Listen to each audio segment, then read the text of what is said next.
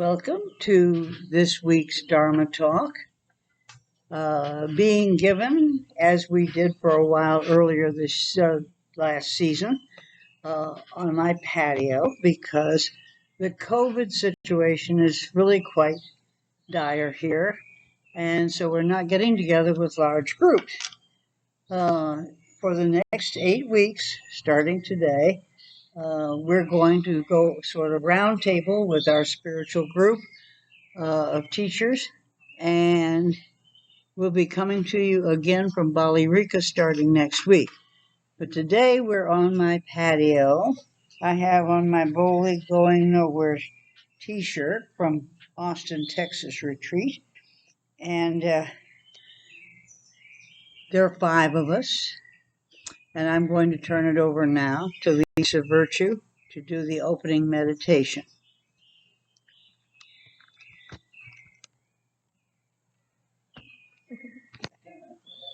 Thank you, Ruthie.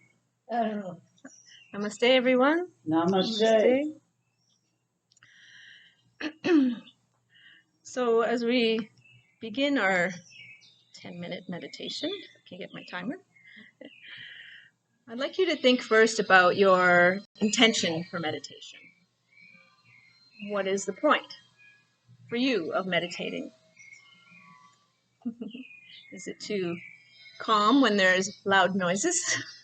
Is it to settle a busy mind? Is it to travel inward to meet yourself? There can be many choices, and each meditation you do can be very different. But I think it's a good idea to set an intention for yourself so that you have an idea where you're going. And maybe your idea of where you're going is simply no thought, nowhere. And that's okay. But deciding for yourself at the beginning helps you to venture in that direction. So let's close our eyes. Take some deep clearing breaths. Start to relax the tensions that you're holding. Let your mind find any places that are really holding or gripping or sore. And as your attention alights on them, let it be the automatic trigger for relaxing those muscles, releasing whatever you're holding.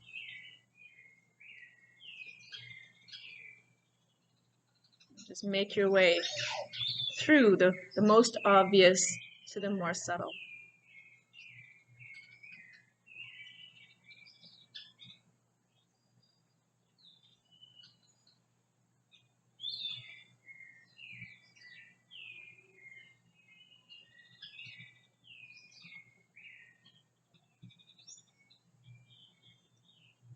Once you start to feel calmer and more settled, then having a moment of reflection on that intention. And today, Jeff's speaking about right intention. So when you are thinking about your meditation intention, see if that can come from an empowered place, a positive place, where you're looking for something as a positive outcome versus a negative, not wanting something. I don't want to be frustrated. Instead, I'm looking for peace. So listen to your own words in your mind and shift them to something that is the positive outcome.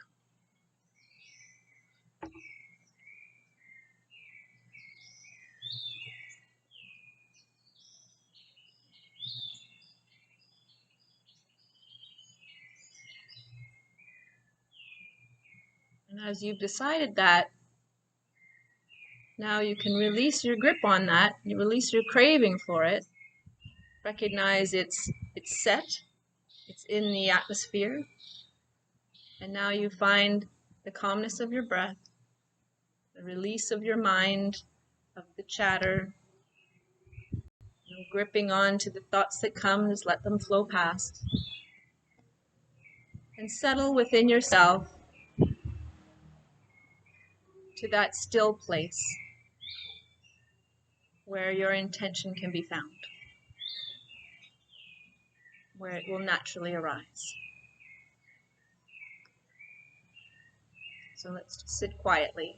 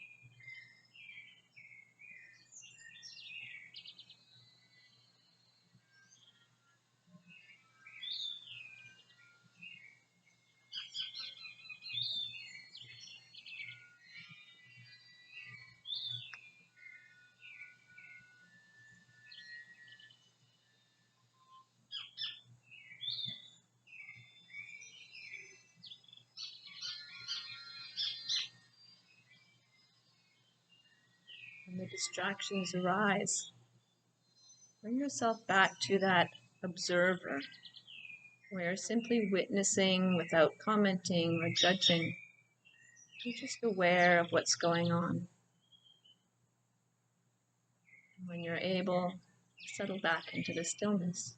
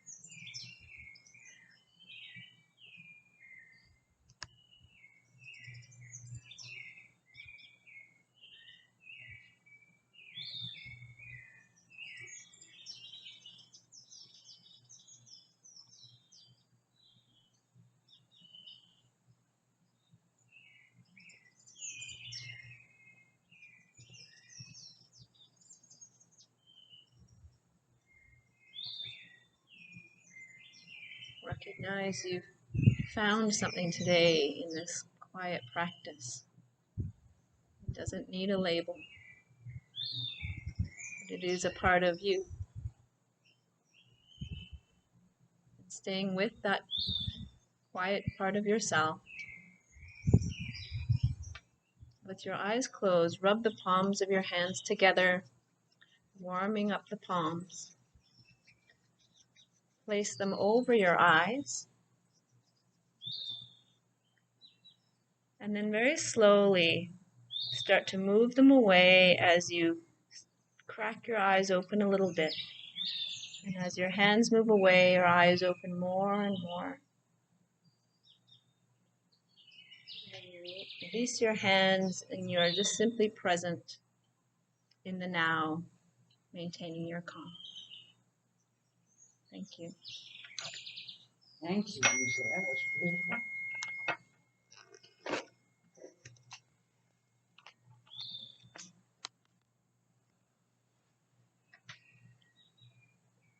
Hello, everybody.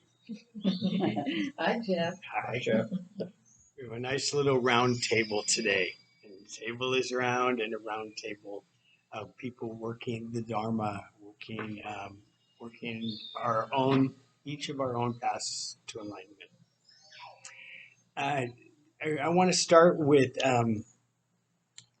something therapeutic, and that is that often in therapy, we work with people about family of origins, about where they came from, and the people they came from, and both the joys and the sufferings that came from that sort, and the history and the lineage of that. Often, some of you might think of that as genealogies, but there's ways that therapy uses family charts and things like that.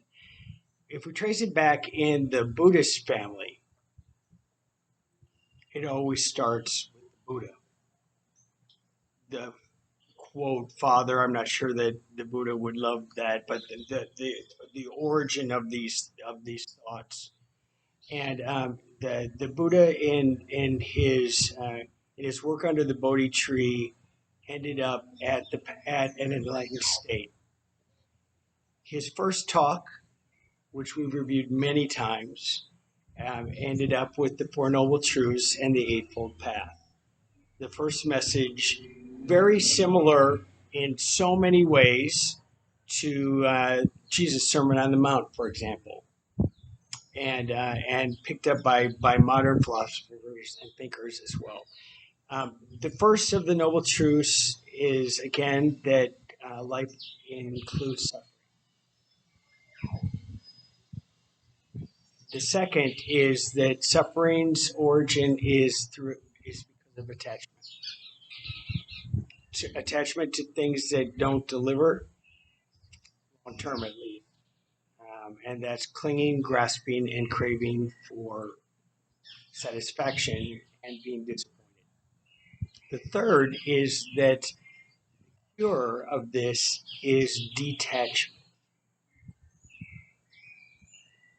So simple, but profound steps. Life involves suffering. Suffering has a cause.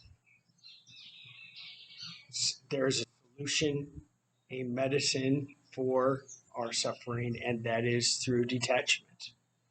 And then the fourth of the Noble Truths is the Eightfold Path, a series of right ways of doing things, of helpful ways.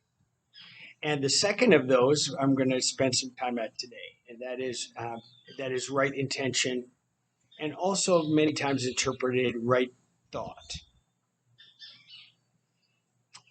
And the reason why I wanted to do this is there's so much that's going on in the world and in our reaction to what's going on in the world and the lifestyle that comes along with it, that brings us back to what are our intentions, what are our thoughts about these, how do we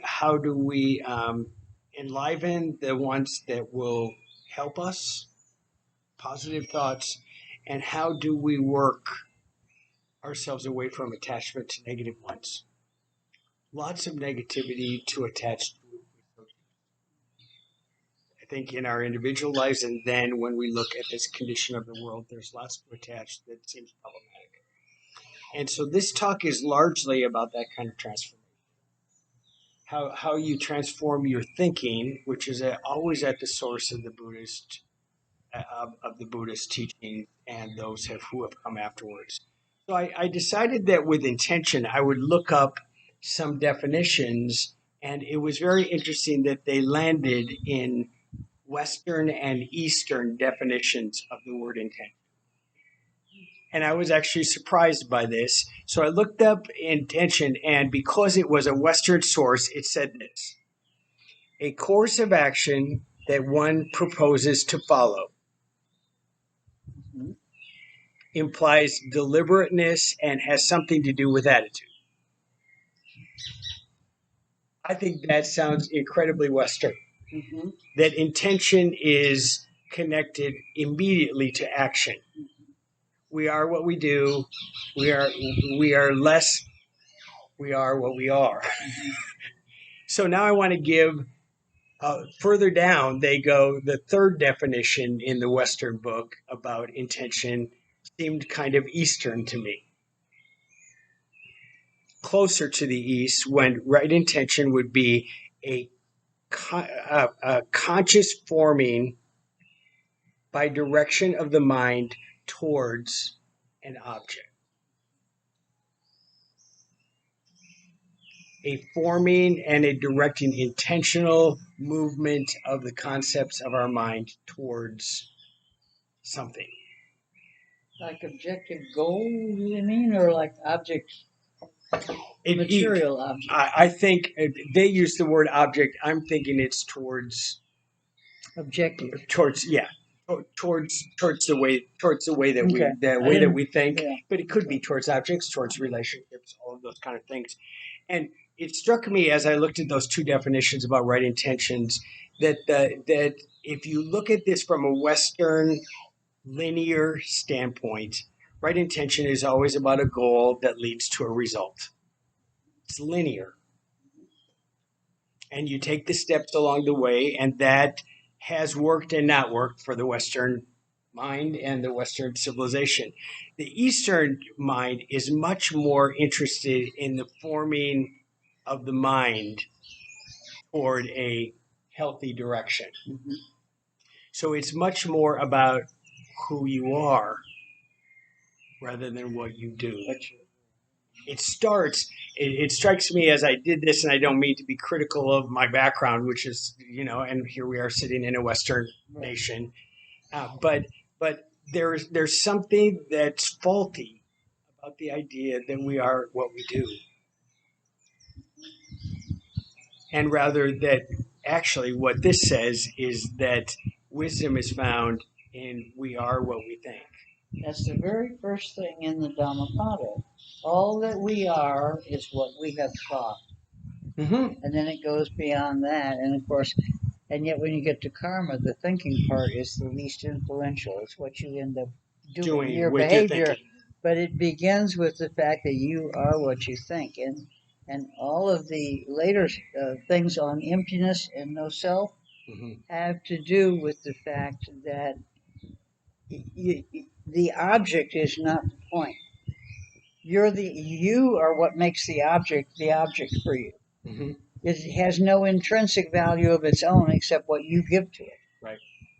So perception is reality. Perception is reality. So that's where that's headed, which is different from achieving I'm here and that is solid. Mm-hmm. It's saying that is only what I make it to be. Right. Exactly. And it has to do with our thinking and right intentions. And so intentions is a confusing word in the Western world. Mm-hmm. It's a confusing word. And when you start to hear the Buddha talk about it, it becomes simpler and clearer because it's always back connected to thoughts. And therefore, thoughts are the forerunner to our actions. Mm-hmm. What you think, then what you say, then what you do. Right. So anyway, that was my first insight from my study this week, that there's a very Western and an Eastern way of looking at this, with Buddhist original thoughts being very Eastern And so, therefore, it's a challenge to us in the West. The Buddha said this about right intention. All that we are is a result of what we have thought. See, I was right on target. Jumped in on you. No, it's good. You jumped in on the Buddha. You didn't jump in on me. Yeah. If a person speaks or acts with an evil thought, pain follows them. Mhm. If a person speaks or acts with pure thoughts, happiness follows them. Sounds so simple. And it can be that simple if we're willing to simplify this to this level, that our intentions are about training and disciplining our thoughts towards productive, healthy thinking that will lead to productive, healthy actions. So Jumping in again. you can. The Buddha says that what you think consistently is the inclination of your life. The way I like it put is a little better, more understandable for me, is that where you place your mind, your intention, place your mind in certain areas, positive rather than negative, etc. That's the direction of your life. Mm-hmm. You will go in the direction where your thinking places you. And that's he calls it the inclination. To me, placement is a little easier word. Sure. It did really, But really the helpful. intention is the basis of everything that comes after. Mm-hmm. Yes, that's why I love this topic. It's Mhm. so core, to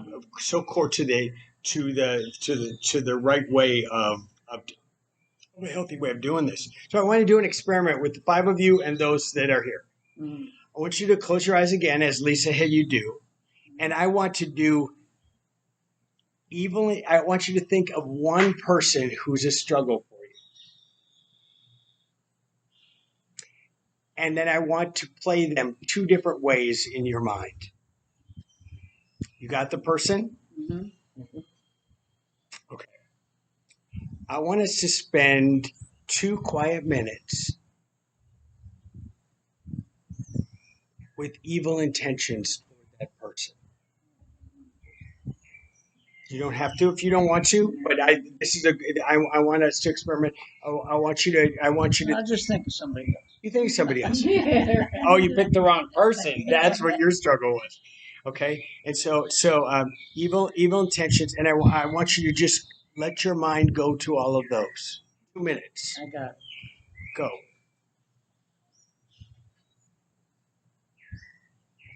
Let your mind speak to you what it speaks to you with these intentions.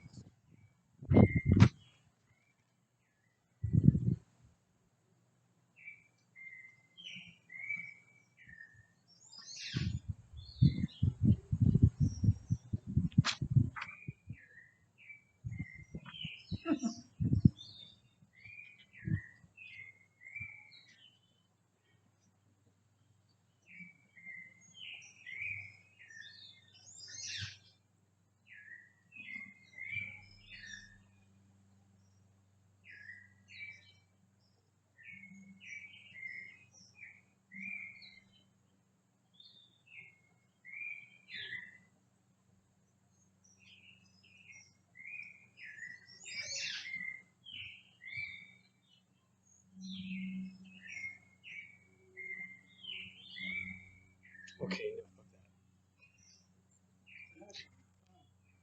So I'd like to know from those of you that are in the room, and the rest of you can just do it, from wherever you are. How did that feel? I'm gonna give you mine. I'm not gonna tell you who it is, but I feel incredibly tense. I would like it started to tighten in here because I let every ill intention label of this person come into my mind. How about the rest of you? How did that feel?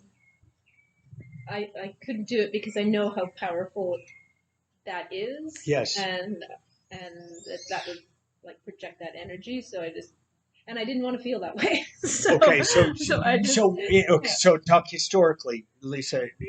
I'm assuming at some point in your life you've allowed those ill intentions to join your thoughts. well, Do you remember how you felt? angry or upset, and really, it's not comfortable. It feels terrible. Okay. Yeah. Okay. Anybody else? Well, when you first brought that up, I started scanning people that I kind of have issues with, and I couldn't land on anyone. And I wouldn't have chosen anyone because I do love them, and I know that I love them, and Yeah. and it's just my stuff that kind of gets in the way.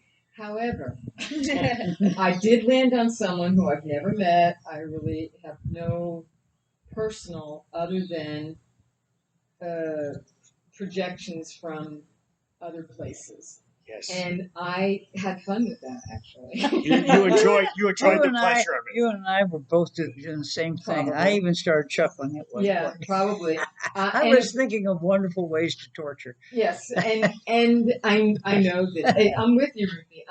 It was a game, and in reality, if it was a true thing, so in that sense, I didn't feel tense. I knew it was a game, and I playfully thought of evil things I could do to this person. Yeah.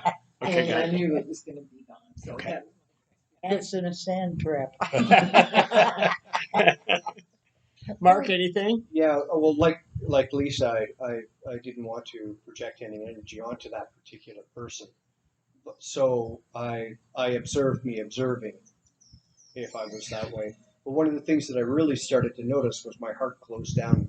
It just started not being as bright. And I found that my mood was shifting. And when I would move away from it, thinking, okay, we're going down the rabbit hole here, and I would move back again, it was kind of because the energy, if you call the energy a stream that's moving in one direction, it felt like I was swimming against the stream for a bit until the tide shifted, and then I felt better, started to feel better again, and I felt lighter.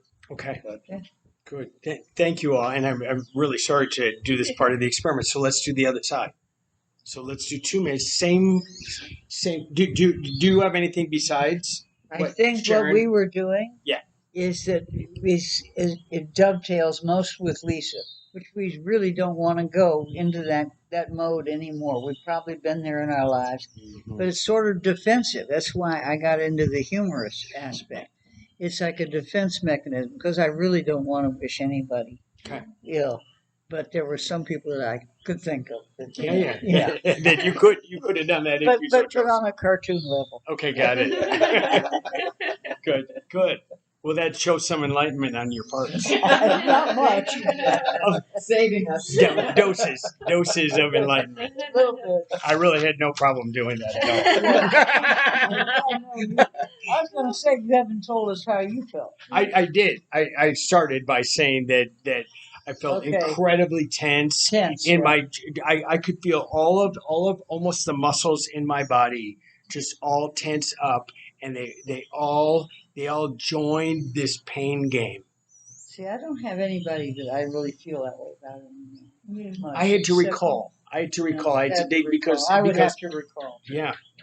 Okay. So now I want us to do 2 minutes. Same person. If you had a person, or if you want to choose somebody now, and I want you to send kind, loving kindness, happiness, prosperity, peace, all of those kind of things. I want you to send it.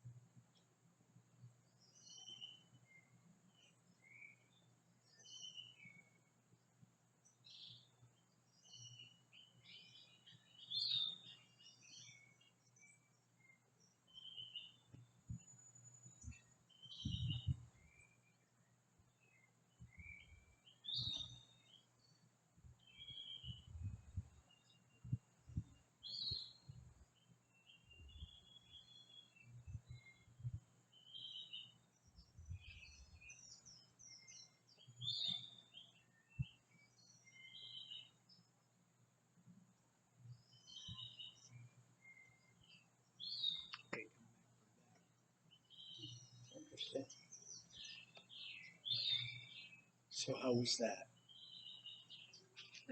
It felt like a releasing of tensions, and very light and uplifting. Okay. Nice. Anybody else? I felt my breath slow and felt calm. Good. Mark, anything? Yeah, the first time we went through, I was quick to respond and come back. And this time I'm finding I don't want to come back. I'm just very relaxed and calm. And I kind of chuckled with myself because it felt like jello. I mean, there's form, there's shape, but it's non-defined and just exists. It felt much easier. Makes me think that maybe the first one was like our hell on earth, Yeah. and the second one is like our heaven on earth. If you want to just use those images, absolutely. Ruthie, how about you? Well, it was quite interesting, I think, because I've done this once before.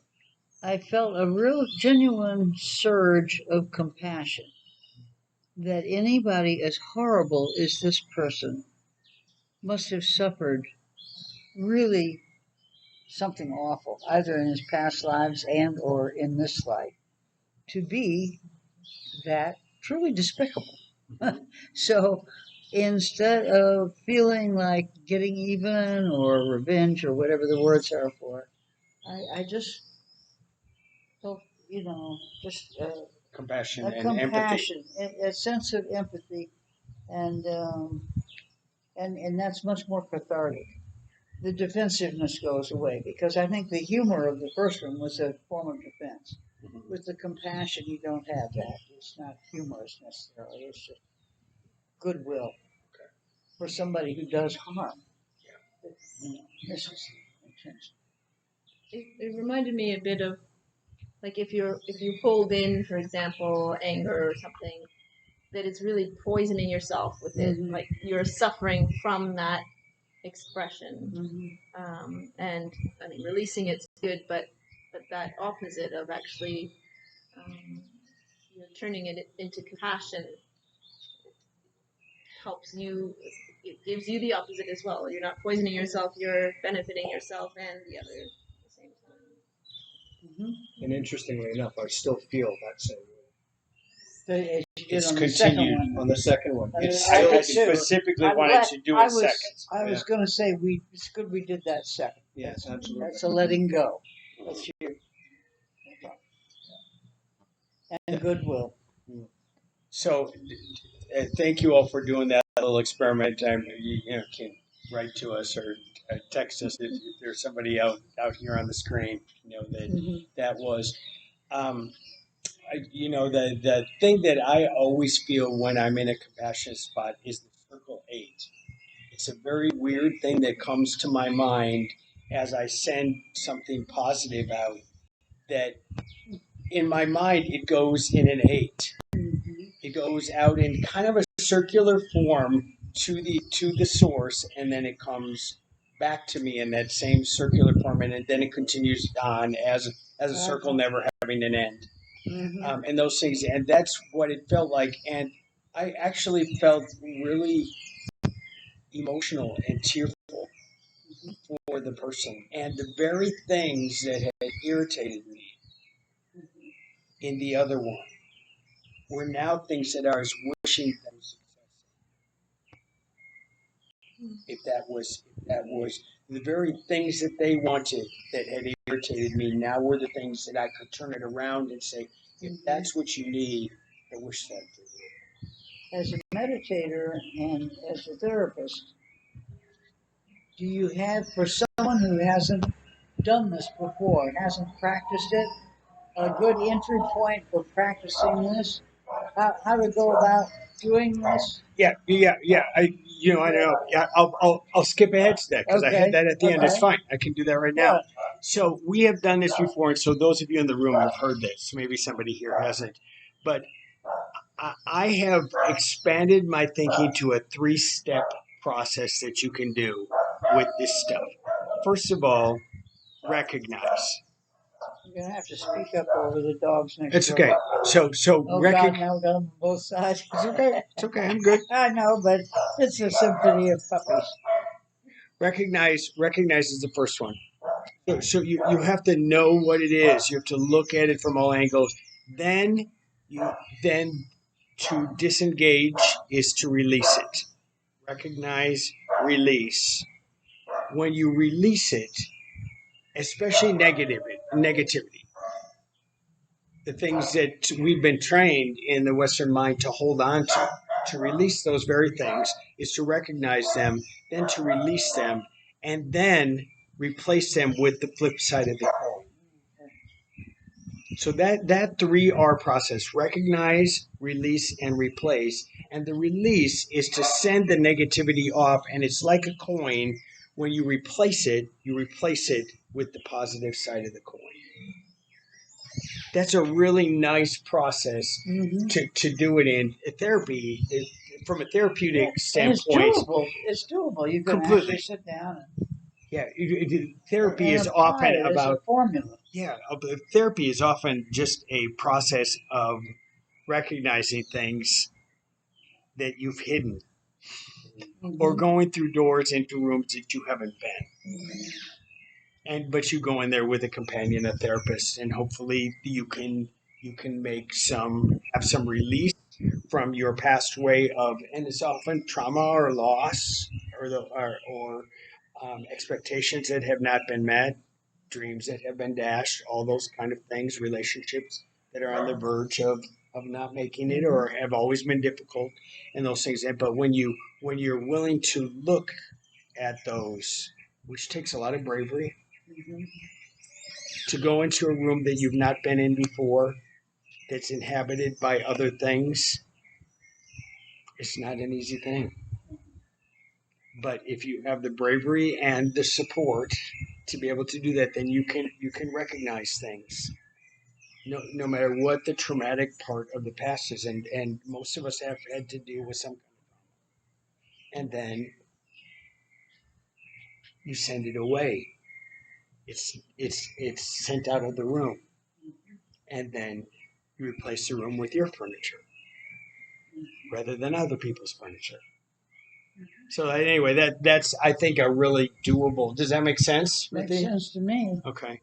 And I think there are lots of people who say to themselves, we're awfully self-critical anyway. Yeah. I just hate myself, which is kind of a weird thing to say when you think about it. Mm-hmm. But, I don't like me. I don't know why I do that, or I hate myself. I think you could apply the same formula. You could. Why is it that you feel that way about yourself? Yeah. Now feel it for 2 minutes. Now replace it. Yeah. Take it, Release set it it. aside, release it, replace it with the same kind of goodwill that you would feel towards, say, a child. One of the specifically things that were done in chemical health treatment were people had received a variety currently and in their histories of negative feedback about themselves, and they had absorbed that feedback. Mm-hmm. They believed that about themselves. And so one of the things to replace that was to stand in front of a mirror and every morning giving yourself an affirmation. It can be fun. I mean, I think there are some comedy movies done about this and those things. But you want to know that's an idea about replacing those negative voices with things. I have plenty of people in my life that I've had to go and stand in front of a mirror and do my ugly work. And see how ugly I was when I was doing that. The very things that it's scary. I don't have any. It's really scary where you can take yourself to go, but I would only allow it for a couple minutes. Then I would take a shower. I mean, it was usually in the bathroom, and I would say all those things, and I would see how ugly I was, and then I would go in the shower and imagine that all going down the drain, and then I would get out and do this loving kindness activity in the same mirror about the same information. Really, really helpful. So if that's helpful to anyone, it's quite good. It's amazing how disturbing you can look when you're in this, when you're on the tail side of the coin. Recognize, release, replace. Yes. I might write a book someday about The that. 3 R's. The 3 R's. Yep, the 3 R's. You could write a book called The 3 R's. Okay, you'll be my co-author. I'll give you one. You'll forward. I'll write the forward for you. The whole group could get together. It'd be a group This guy is proposition. 80% Buddhist, just like me. That's It's that other 20%. The other 20% we got to keep working on. All right, so I want to go. There's some we spent quite a bit of time on that, but I think it was an instructive kind of experiment. It's pretty important, actually. You can actually do it. Yeah. It is. So there's a lot in the three. There are 3 types of right intentions or right thoughts, as taught originally. The intention of renunciation, Let go. rather than the intention of holding on to sensory desire. So to disown, to let go, to give up. The problem is not with the object, but with our attachment to the object. Clinging to it. Hanging on to it. I think that is just so basic and crucial and so foreign to our thinking that the problem that causes us deep problems within ourselves is that we hold on to, we cling, we grasp, we crave to objects, but it really is our attachment to the object. And so that disowning, letting go, and giving up is the intention of renunciation rather than holding on to gathering, hoarding, keeping for ourselves. And so this attachment from viewing ourselves and other things is delusional, the Buddha said. Mm-hmm. This kind of attachment to our attachment problem is delusional. We think that attachment is going to solve our problem, but it is our problem. So there's a nice quote. I'm a person of quotes. I love to read what other people have to say. And this is from the Diamond Sutra. This is how to contemplate our conditioned existence in this fleeting world. So this is a way of changing your intention and your thoughts.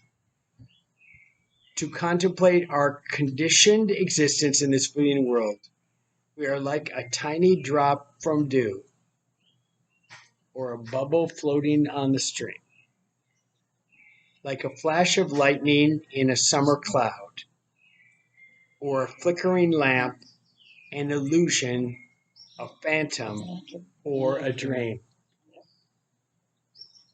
So is all of our conditioned existence to be seen.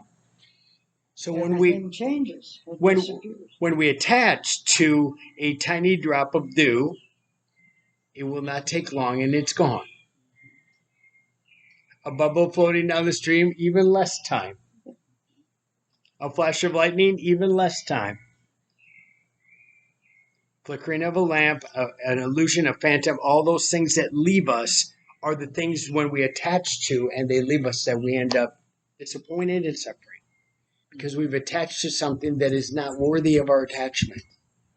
Mm-hmm. Beautiful stuff, about how we can get trapped, and the way out of those traps is to disown that, to let go of it, to give up. That's to vacate. Mm-hmm. It's to vacate that way of thinking over and over till it becomes habitual. I think a really good, maybe you're going to get to this anyway, a really good example of that is we want to have children, and we say they're my children. Mm-hmm. Well, they really aren't. They aren't. They are only temporarily your responsibilities and your nurturing possibilities. So you're always connected to those children. That's family. So that's a connection. The difference is the attachment, because you have to let go of your children. they grow up. And so you are always connected, but you detach. And you have to let go. Because the Buddha always says everything is connected. So the question becomes, well, if you're connected, how do you detach? They're two separate functions.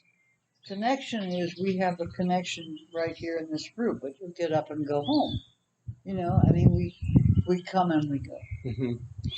We gave a talk on this, which is actually one of my most challenging ones about detached involvement. Mm-hmm. I don't know in the past month how many clients I've had in therapy where I'm like, I'd like to put two words out in front of you. Detached involvement. And they're like, what? And I'm like, I know. Well, I think if you grasp the difference, Yeah, absolutely. it's like between, detachment and connection, or involvement and non-involvement. Yeah, it's about involvement, but not owning. Jabral, what's his name? Well, the guy who wrote The Prophet. Yeah, Cahill Gibran. Yeah, Okay. couldn't think of his name. He has a wonderful section on exactly that, about your children are not your children. They pass through you into the world, and it's about attachment. And it's a really nice thing. Let me go to the second. Jabran. Really good stuff. See, our roundtable is working. Yeah. The second intention, renunciation is the first one, to disown. The second is the intention of doing no harm. No, that's the third. Goodwill. Yes, but I'm going to do them in my own order today. All right, you can do that. The second one presented by Jeff today is the intention. But that's the most important one. Is the intention of harm of doing no harm. Right. So, no return of the vacated territory. So, if we're going to renunciate and disown our old way of thinking and therefore acting, the intention of doing no harm is the intention of not going back. I think that's why those of us here at the table just had an aversion to even playing the game of two. We didn't want to go back to it. Absolutely. Once you've gotten that out of your system, you don't ever want to. Absolutely. So there again, that's the how do you say this? Karuna, mm-hmm. which was compassion in the original language. The root energy from that of no harm is compassion. That is the energy by which no harm happens. Mm-hmm. Is compassion, active sympathy, and a willingness. Actually, this was very interesting to me, and a willingness to bear the pain of others. Mm-hmm. There was as a therapist, you get to hear the pain of others. Mm-hmm. And this do no harm is certainly part of the code of anybody who works anything close to the medical field. And with people who are vulnerable adults or vulnerable children or vulnerable teenagers. This intention of doing no harm is really good when companioned with the intention of doing goodwill, which is the third one. Mm-hmm. To do no harm is to continue to vacate a territory where you could go. There's always the possibility that you could harm someone. But the cautiousness, the sympathy, the compassion that you have to bear the pain of others for a moment in time, when companioned with the intention of goodwill, I'm just going to tell you this, there's magic in the air. Because people begin to heal themselves. And that's what Ram Dass meant when he said that, if we were talking about letting go on the one hand and bearing and suffering on the other hand. Yes. When he says that you must be willing, if you work with the dying, which he was with the AIDS during the AIDS epidemic, you must be willing to actually let your heart break over and over and over again.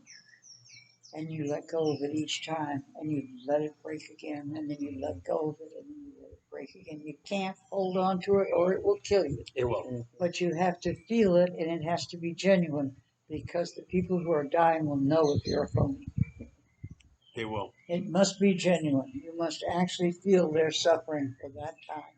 Mm. Take a breath and let go of it.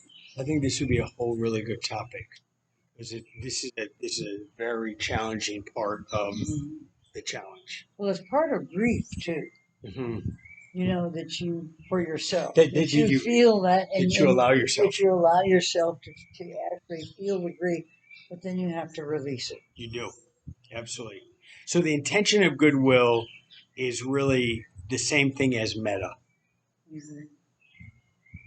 That the replacement that we're talking about recognize, release, and replace. The replacement is the filling of goodwill, of loving kindness, rather than the intention of ill will. We did the experiment.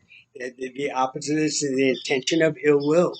Like, we're going to put people in their place. We're going to make their judgment. We hope that they get what's coming to them. Mm-hmm. That energy versus I wish the very best for you. Mm-hmm. That when that intention of goodwill is there, the I and you disappear. Mm-hmm. And now there's nothing to possess at all. Possession is not a part of the intention of goodwill picture. So I really liked this stuff because I think it fit with that recognize, release, replace stuff very nicely. That's why I did it in this order. So to recognize is to say this can't work. This isn't working. This isn't helping. Right. And then to release it connects with that intention of harmlessness. Like, I'm not going to do myself harm anymore. And then to replace it is the intention of goodwill in its place. So anyway, Thich Nhat Hanh wrote one other thing that I want to add, and then we'll be done. Although I think I have another quote. Yes, I do. Thich Nhat Hanh quote. This is like where you find yourself in the gap, which we've talked about also. No coming, no going, no after, no before. I hold you close. I release you to be free. I in you, and you are in me. This is actually true intimacy. It is being lost in the gap between you and me, where there is no longer you and me, where there is no longer, as Ruthie has said, and we go into these topics that are difficult, where there is no longer the polarity of the divisions, the two ways of looking at things. Mm-hmm. But there's a spot where we are, where we belong, that is pure and origin. Mm-hmm. It is our origin, is where we come from, it is where we will return to. I love that poem. I Yeah. had a very distinct moment with that poem. A personal moment when my husband died, and I think the moment that you actually feel that when you're grieving for someone that's gone, that you realize you never really lost anything. No, it's all still there. It's still there. It's still there, and it's never going to go away. They can't take it away from you. Right. And it was a very great, it was a nice one. I love it. I do too. I've never used it. Yeah, it's like our favorite Rumi poem. So I want to add one more Thich Nhat Hanh thing, and then we'll be done. And then any comments anybody has. Anybody have comments in this section of those kind of three things? I can come back to that. Okay, got it. Okay. Thich Nhat Hanh said that there are 4 practices to right intention. And I think these are very, very interesting. You might want to write them down if you're just listening to this. The first is practicing this phrase, are you sure? when your mind or your path is made, ask yourself the question, are you sure? Because wrong perceptions, wrong thinking could lead you to being sure and confident about something, but it will lead you astray. It will lead you off the path. Are you sure? A healthy question that anybody would ask. Second, what am I doing? This is what am I doing in this present moment, and what is my action in the present moment? Rather than being stalled in the past, it's very present oriented. What am I doing? Like we could ask ourselves right here, what are we doing here today? That would be a healthy question. What are our intentions We in being started here? with that question, actually. Yeah, we Yeah. absolutely did. The third one, recognize that our habit energies that put us on autopilot sometimes do not lead us to right intentions. Say that again. That recognize the habits that we've created, our habit energies that propel us forward when we're on autopilot can have the possibility of not leading us into the right intentions and the right actions. So in other words, being reactive could lead you into astray. Being habitual could lead you astray. But being reactive rather than responsive. Yes. Okay. And so to recognize those is again to bring yourself into the present about what am I now. And the fourth one, I think we could spend a lot more time on these, but I'm just going to go over them quickly, is to cultivate a word that I learned through Ruthie, and that's bodhicitta. Mm-hmm. Is it bodhicitta or bodhicitta? Bodhicitta. That's the way I pronounce it. I don't know. Could be wrong. It's an awakened. So here's the definition that I did, and you can add to this. Yeah. To cultivate that in our lives is to compassionately wish to realize our own enlightenment for the sake of others. That's the Bodhisattva vow. Bodhicitta, the awakened heart. So right intention might be that we want to become more whole, more enlightened, further down the path, less attached for the sake of others as well as for our own sake. That generosity, that compassion, that worldly view of this is bodhicitta. Bodhicitta. Briefly, it's the awakened heart. The word actually means awakened heart or mind. Bodhi is awakened, and heart or mind is chitta, or vice versa. And basically, all of Buddhism boils down to bodhicitta. Yes. All of it. It ends up being one word: love. Which is all creation. That all creation is love. All creation ends up being everything. The whole field of emptiness. Everything. Yes. So anyway, this idea about us cultivating conceptions in our mind to direct us toward healthy and good and positive intentions. I want to say this, and I've said this in other talks.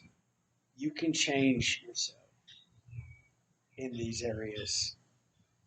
If you are a pessimistic, negative thinker who thinks the world is going to hell in a handbasket, you can change that, because that will not change you or change them.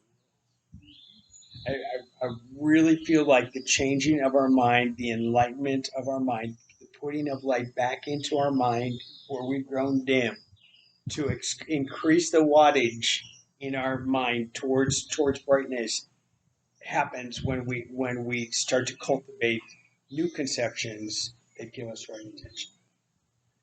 I remember when you said to me that the moment that it hit you about the Dharma was on the Third Noble Truth, when it occurred to you that I can change my mind. I have options. Yes. That all of a sudden that became real to you. Not just something that was said, but that you really can. You can really do this. Having options is a very powerful thing. To be stuck with one option is a very enslaved position. Well, you're never. And addicted. I'm not necessarily talking to anybody who I think is one-minded Yeah, and no, one just option. anybody. And people, this is all of us We've in all our of us gone struggle. Think that's our only option. It's not. We can change our mind, and the changing our mind and our thought patterns is the way toward enlightenment. It is because, it's way to enlightenment. Because it's not what happens out there; it's what happens in here, It is. and that you control that, You do. no matter what's going on. I often smile when I think about mind control. We always think of mind control as some cult leader, Yeah, getting us into some kind of belief system and set of things where we're vulnerable and we follow along like sheep Mhm. over the cliff. Mhm. And often it is over the cliff, with these kind of things. But mind control, when it applies to this stuff, is incredibly powerful. Well, it goes back to, are you sure? Are you sure? Yeah, Mhm. you better check it. You better Do a check little it. fact checking on this. Absolutely. And what am I doing? Is this? I often think that there are people that are like, I really reacted badly, but I don't think it was even about what I was talking about. I don't think it was even about. It was about that this week has been terrible, or that my bank account is at zero, or other pressures, and all of a sudden it showed up here indirectly, and those kind of things always lead us to the wrong intention. So then that question about what am I doing? Why am I doing this here now? These are all really good checks for us. Okay. Any other comments?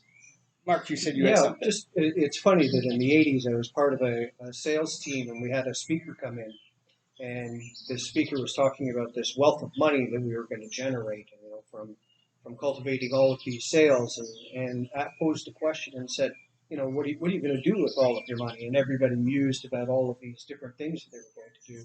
And he said, before we go into this too much further, I'd like to tell you the story about a friend of mine. And a friend of mine was a very successful salesperson, and he bought a car that he always wanted. He kept it in the garage. He looked after it. He did everything he could for it. He said, but the car ended up being his undoing because he started making mistakes financially to save the car. I would do this so I wouldn't have to I'll forego this so I won't forego my car. And started making choices on somehow maintaining this car that undid everything. And so the speaker's analogy, when he finished, he said, whatever it is that you're grasping for, let it go now, because it's just going to be your undoing later. Yeah. That's really good. That's a good story. Excellent. It's about kind of renunciation, isn't it? Exactly. Yeah.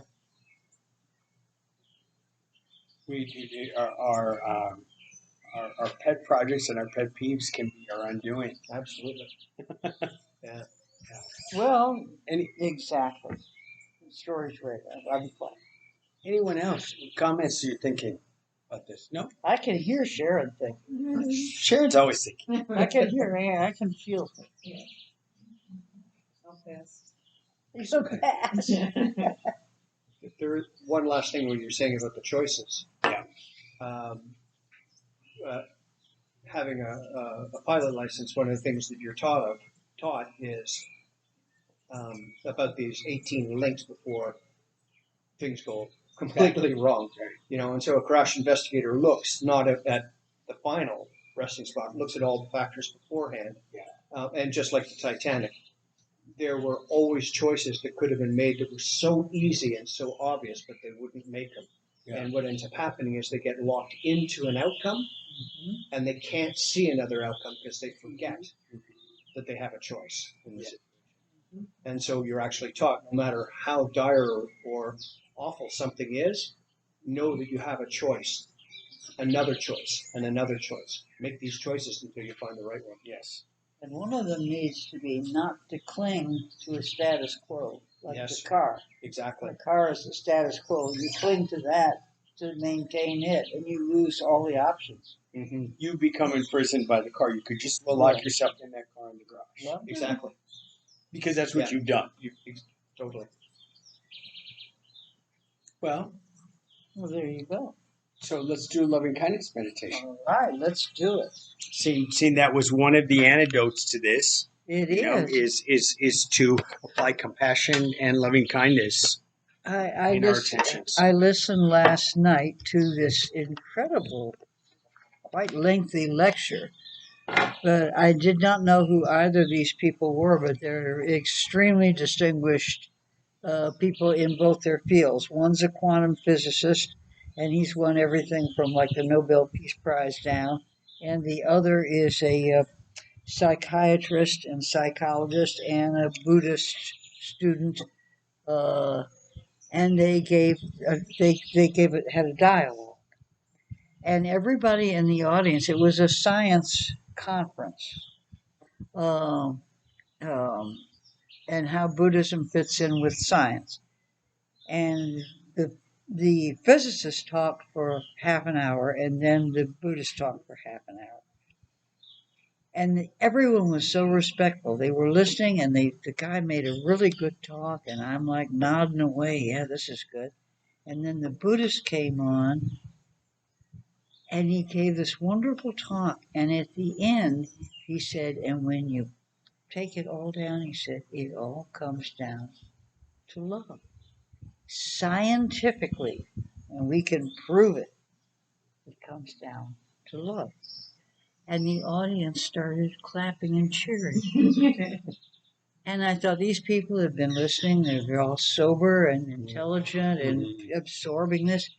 But the minute he got to that point, it was like there was a, yeah, good. Catharsis. That was a catharsis. This is what, after you get through with all of this intellectual stuff, that's what it, scientifically, we can prove it.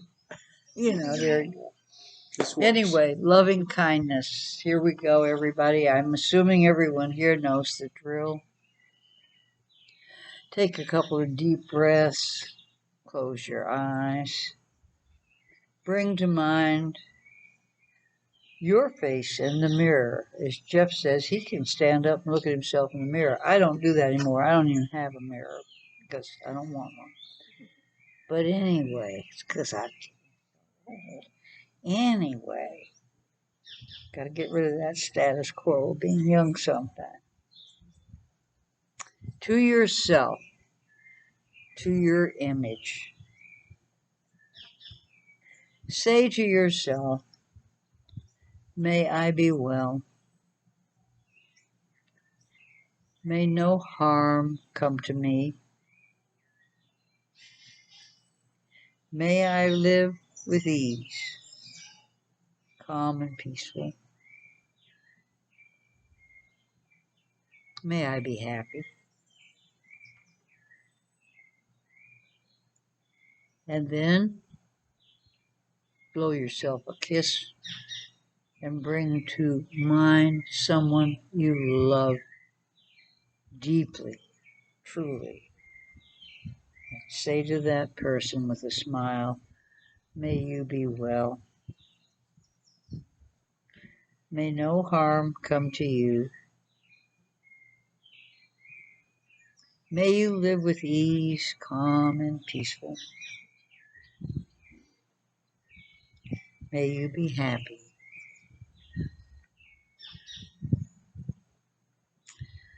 And now blowing them a kiss. Think in your mind of a neutral person, someone that you see, but you may not even know their name. If you don't know their name, just call them friend. This is someone that may wait on you or that you wave at on the road when you're driving because you see them on the road all the time, but you never met them.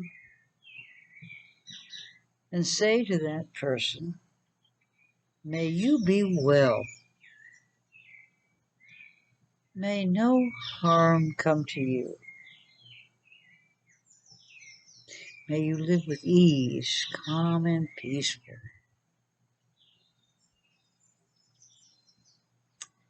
May you be happy.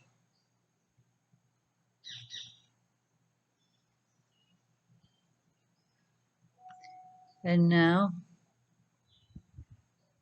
waving in the rearview mirror, so to speak, as you leave that person, bring to mind someone with whom you are in conflict. It can be a minor conflict, a major one, an old grievance, a recent one, whatever. Someone for whom you are having to deal with aversion. Bring that person's face to mind, and with a deep breath and goodwill, may you be well. May no harm come to you. May you live with ease, calm, and peaceful. May you be happy.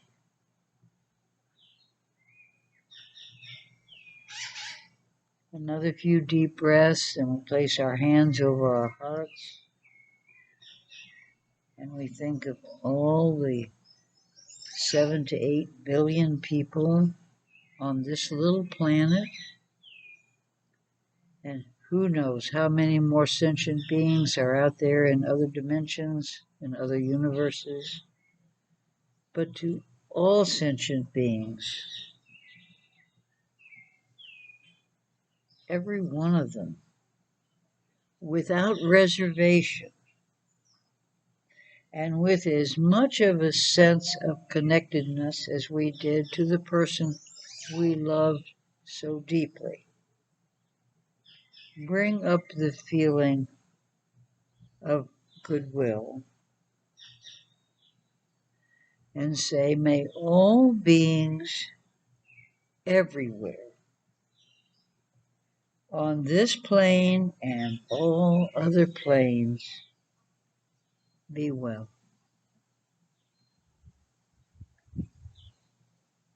May all beings everywhere be safe.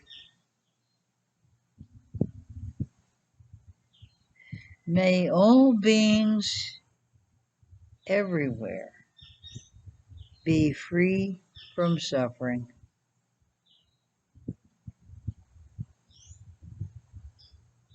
May all beings everywhere be happy.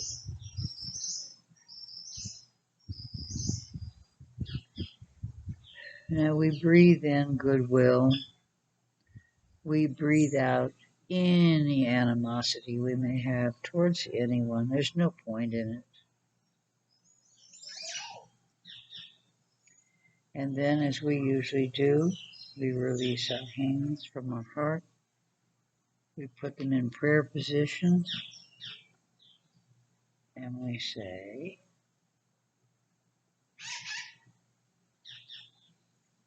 go in peace.